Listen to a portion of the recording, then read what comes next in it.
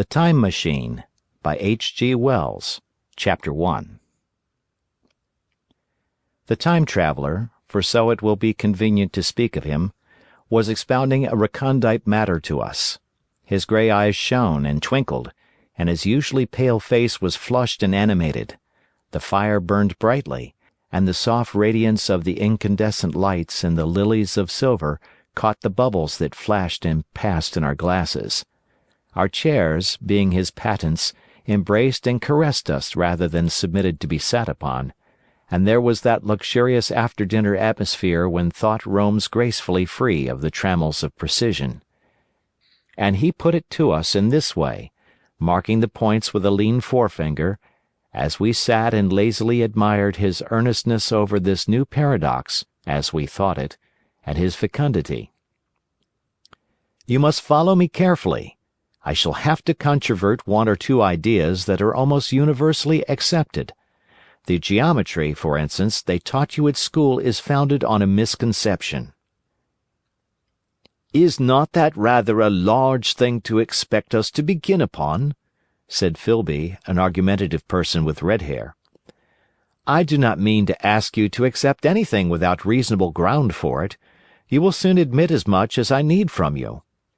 You know, of course, that a mathematical line, a line of thickness nil, has no real existence. They taught you that?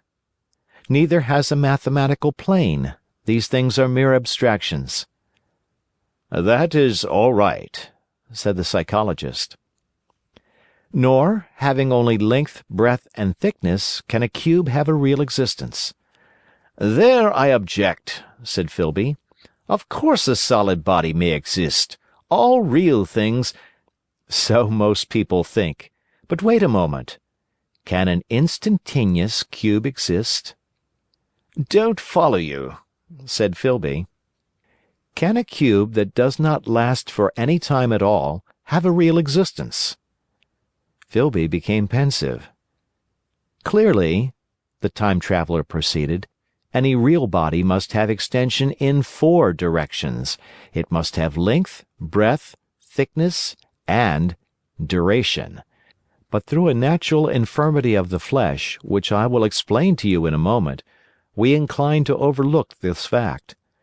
There are really 4 dimensions, 3 which we call the 3 planes of space, and a 4th, time.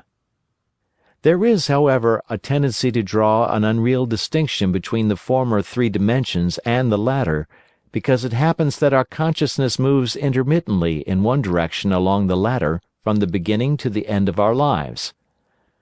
"That," said a very young man, making spasmodic efforts to relight his cigar over the lamp, "that, very clear indeed." "Now, it is very remarkable that this is so extensively overlooked," continued the time traveler, with a slight accession of cheerfulness. "Really, this is what is meant by the 4th dimension, though some people who talk about the 4th dimension do not know they mean it. It is only another way of looking at time. There is no difference between time and any of the 3 dimensions of space, except that our consciousness moves along it. But some foolish people have got hold of the wrong side of that idea. You have all heard what they have to say about this 4th dimension." "I have not," said the provincial mayor. "It is simply this, that space, as our mathematicians have it, is spoken of as having 3 dimensions, which one may call length, breadth, and thickness, and is always definable by reference to 3 planes, each at right angles to the others. But some philosophical people have been asking why 3 dimensions particularly, why not another direction at right angles to the other 3, and have even tried to construct a 4-dimension geometry. Professor Simon Newcomb was expounding this to the New York Mathematical Society only a month or so ago.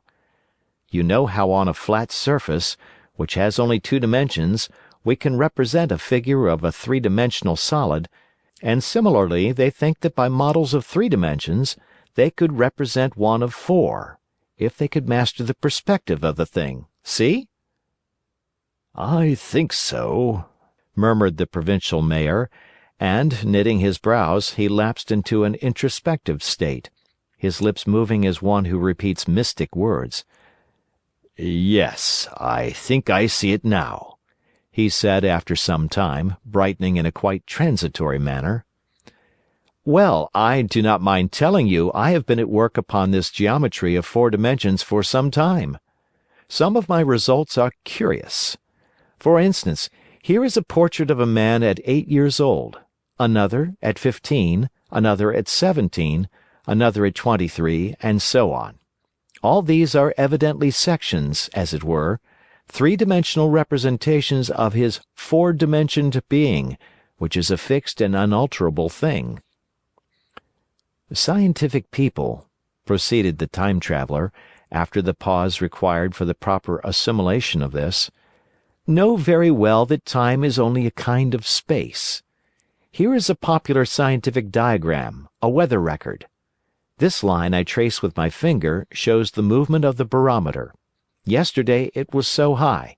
Yesterday night it fell. Then this morning it rose again, and so gently upward to here. Surely the mercury did not trace this line in any of the dimensions of space generally recognized. But certainly it traced such a line, and that line, therefore, we must conclude was along the time dimension." "But," said the medical man, staring hard at a coal in the fire, "if time is really only a 4th dimension of space, why is it, and why has it always been, regarded as something different? And why cannot we move in time as we move about in the other dimensions of space?" The time traveler smiled. "Are you sure we can move freely in space? Right and left we can go, backward and forward freely enough, and men always have done so. I admit we move freely in 2 dimensions, but how about up and down? Gravitation limits us there." "Not exactly," said the medical man. "There are balloons." "But before the balloons, save for spasmodic jumping and the inequalities of the surface, man had no freedom of vertical movement." "Still, they could move a little up and down," said the medical man. "Easier, far easier down than up." "And you cannot move at all in time, you cannot get away from the present moment." "My dear sir, that is just where you are wrong. This is just where the whole world has gone wrong. We are always getting away from the present moment. Our mental existences, which are immaterial and have no dimensions, are passing along the time dimension with a uniform velocity from the cradle to the grave. Just as we should travel down if we began our existence 50 miles above the earth's surface." "Now, the great difficulty is this," interrupted the psychologist.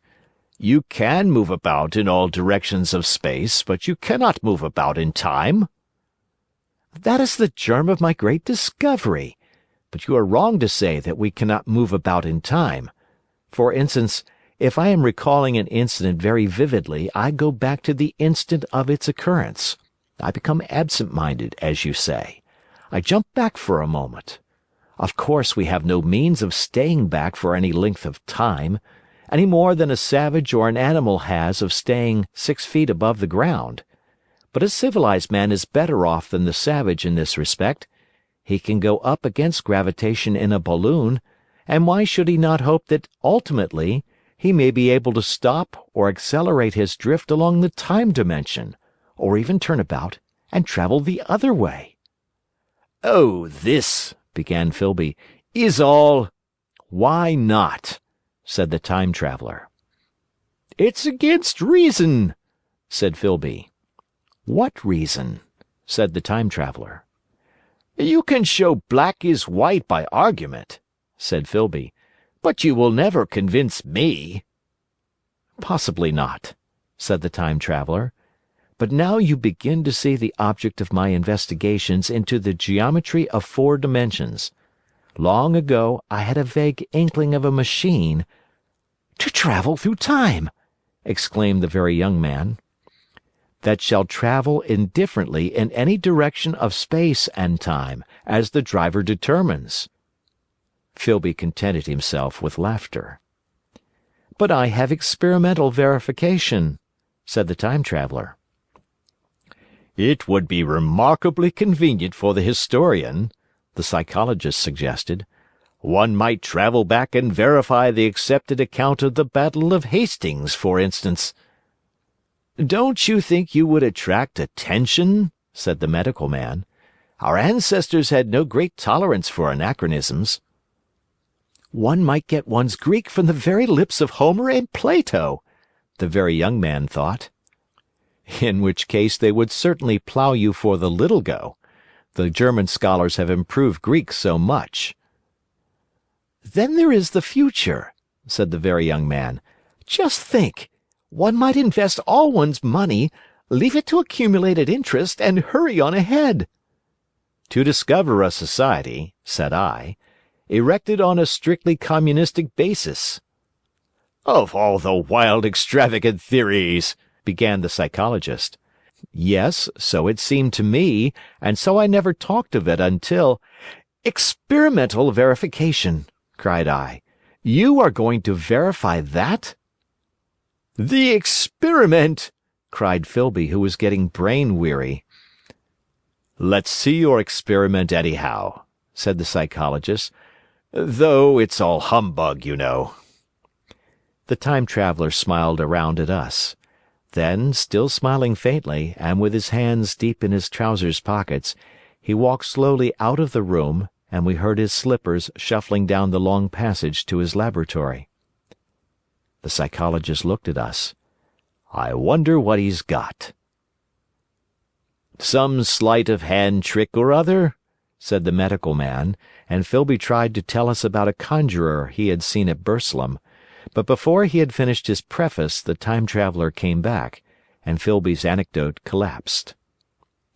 The thing the time traveler held in his hand was a glittering metallic framework, scarcely larger than a small clock, and very delicately made. There was ivory in it, and some transparent crystalline substance. And now I must be explicit, for this that follows, unless his explanation is to be accepted, is an absolutely unaccountable thing. He took one of the small octagonal tables that were scattered about the room and set it in front of the fire, with two legs on the hearthrug. On this table he placed the mechanism. Then he drew up a chair and sat down. The only other object on the table was a small shaded lamp, the bright light of which fell upon the model. There were also perhaps a dozen candles about, 2 in brass candlesticks upon the mantel and several in sconces, so that the room was brilliantly illuminated. I sat in a low armchair nearest the fire, and I drew this forward so as to be almost between the time traveler and the fireplace. Philby sat behind him, looking over his shoulder. The medical man and the provincial mayor watched him in profile from the right, the psychologist from the left. The very young man stood behind the psychologist. We were all on the alert. It appears incredible to me that any kind of trick, however subtly conceived and however adroitly done, could have been played upon us under these conditions. The time traveler looked at us, and then at the mechanism. "Well?" said the psychologist.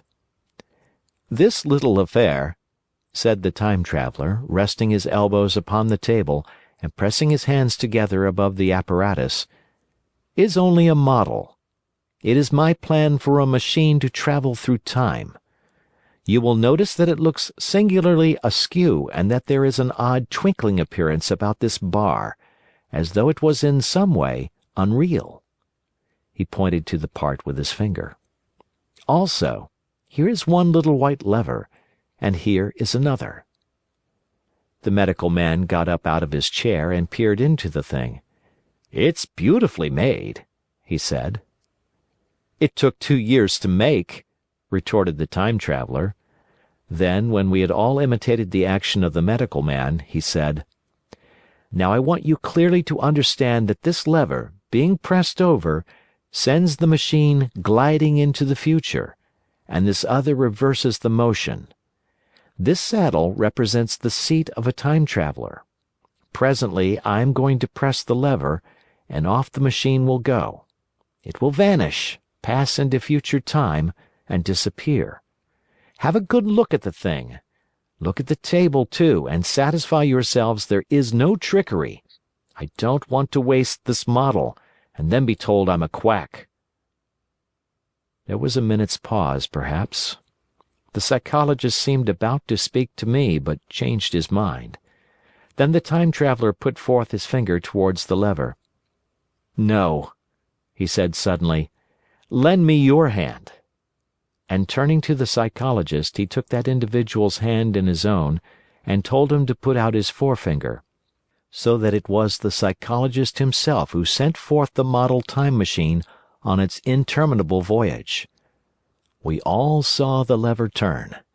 I am absolutely certain there was no trickery. There was a breath of wind, and the lamp flame jumped. One of the candles on the mantel was blown out, and the little machine suddenly swung round, became indistinct, was seen as a ghost for a second perhaps, as an eddy of faintly glittering brass and ivory, and it was gone, vanished. Save for the lamp, the table was bare. Everyone was silent for a minute. Then Philby said he was damned. The psychologist recovered from his stupor and suddenly looked under the table. At that the time-traveler laughed cheerfully. "Well?" he said, with a reminiscence of the psychologist. Then, getting up, he went to the tobacco jar on the mantel, and with his back to us began to fill his pipe. We stared at each other. "Look here," said the medical man. "Are you in earnest about this? Do you seriously believe that that machine has traveled into time?" "Certainly," said the time-traveler, stooping to light a spill at the fire. Then he turned, lighting his pipe, to look at the psychologist's face. The psychologist, to show that he was not unhinged, helped himself to a cigar and tried to light it uncut. "What is more, I have a big machine nearly finished in there." He indicated the laboratory. "And when that is put together I mean to have a journey on my own account." "You mean to say that that machine has traveled into the future?" said Philby. "Into the future or the past, I don't for certain know which." After an interval, the psychologist had an inspiration. "It must have gone into the past if it has gone anywhere," he said. "Why?" said the time-traveler. "Because I presume that it has not moved in space, and if it has traveled into the future, it would still be here all this time, since it must have traveled through this time." "But," I said, "if it traveled into the past, it would have been visible when we first came into this room, and last Thursday when we were here, and the Thursday before that, and so forth." "Serious objections," remarked the provincial mayor, with an air of impartiality, turning towards the time-traveler. "Not a bit," said the time-traveler, and to the psychologist, "You think. You can explain that. It's presentation below the threshold, you know, diluted presentation." "Of course," said the psychologist, and reassured us. "That's a simple point of psychology. I should have thought of it. It's plain enough, and helps the paradox delightfully.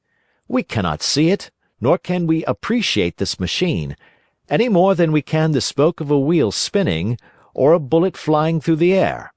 If it is traveling through time 50 times or 100 times faster than we are, if it gets through a minute while we get through a second, the impression it creates will of course be only 1/50th or 1/100th of what it would make if it were not traveling in time.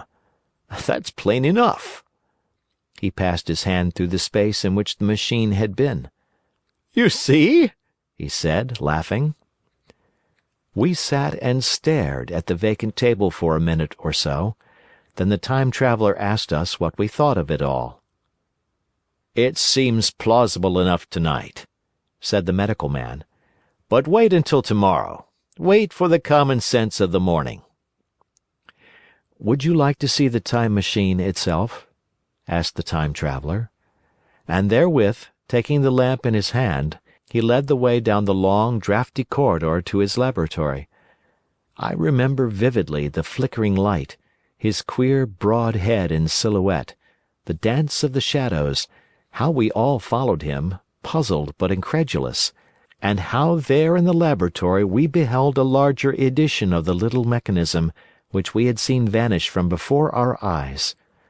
Parts were of nickel, parts of ivory, parts had certainly been filed or sawn out of rock crystal. The thing was generally complete, but the twisted crystalline bars lay unfinished upon the bench beside some sheets of drawings, and I took one up for a better look at it. Quartz it seemed to be. "Look here," said the medical man. "Are you perfectly serious? Or is this a trick, like that ghost you showed us last Christmas?" "Upon that machine," said the Time Traveller, holding the lamp aloft, "I intend to explore time. Is that plain? I was never more serious in my life." None of us knew quite how to take it. I caught Filby's eye over the shoulder of the medical man, and he winked at me solemnly. End of chapter.